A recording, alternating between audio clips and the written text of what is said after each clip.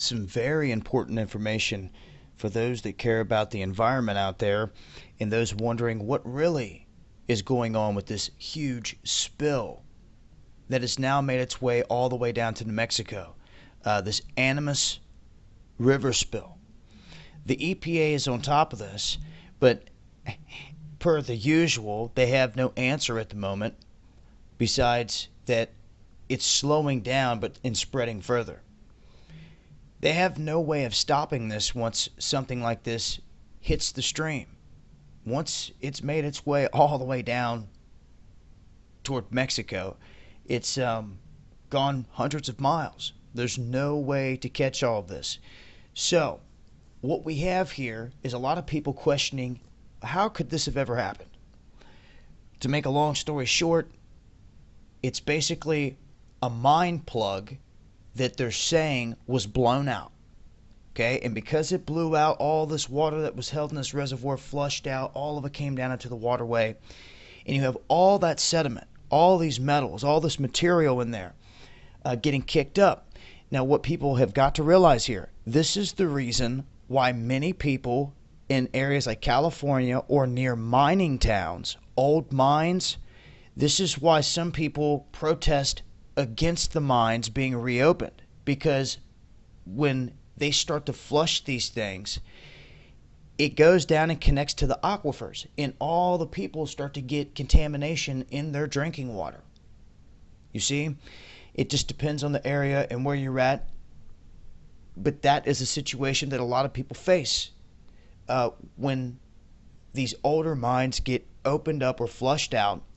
And in this situation, we now have some damning proof that the EPA may have intentionally poisoned the Animas River, all to secure SuperFund money.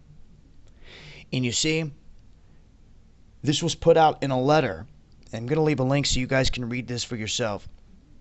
But in this letter, we have here the editor describing the EPA and their plan for this SuperFund blitzkrieg. Now, he explains here how he went to Silverton this past summer to enjoy his retirement. But when he picked up word about the EPA's dilemma, his blood started to boil. I mean, he has 47 years of experience as a professional geologist. And this is what he stated before this whole thing happened. So pay attention. He says that it appears that the EPA is setting up your town for a possible SuperFund blitzkrieg. And he says in regards to the meeting that took place on June 23rd, Mr. Hestmarks, and that's the EPA rep, said that they do not have an agenda. He says anyone that thinks that is naive, pretty much. He goes on to state that here's the scenario that will occur based on his experience. He says following the plugging, this water will basically fill up. It will also venture out and make its way through all the other cracks, crevices, fault lines, anything else that it can work its way through. And they're going to think at some point that it's working. But he says make no mistake, within 7 to 120 days, all of this flow will return to Cement Creek. He says the contamination may actually increase due to the disturbance in all this flushing. He states that the grand experiment, in his opinion, will fail. And then he says, then the EPA will return like, oh, I guess plan A didn't work, so I guess now we're going to have to build a treatment plant at the cost of the taxpayers of $100 million to $500 million.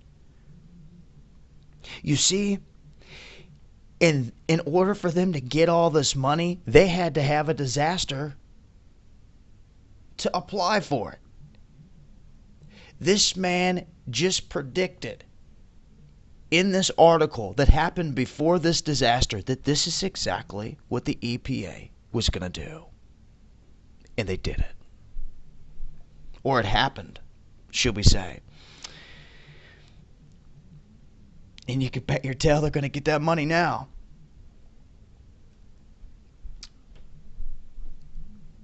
And this man warned them. Nobody listened. But here's the proof. Within 7 to 120 days.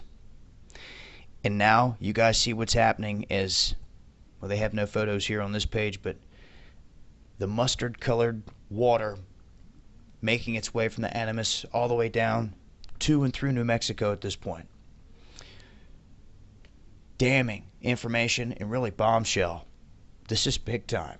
I don't think many people are going to realize how big time this is.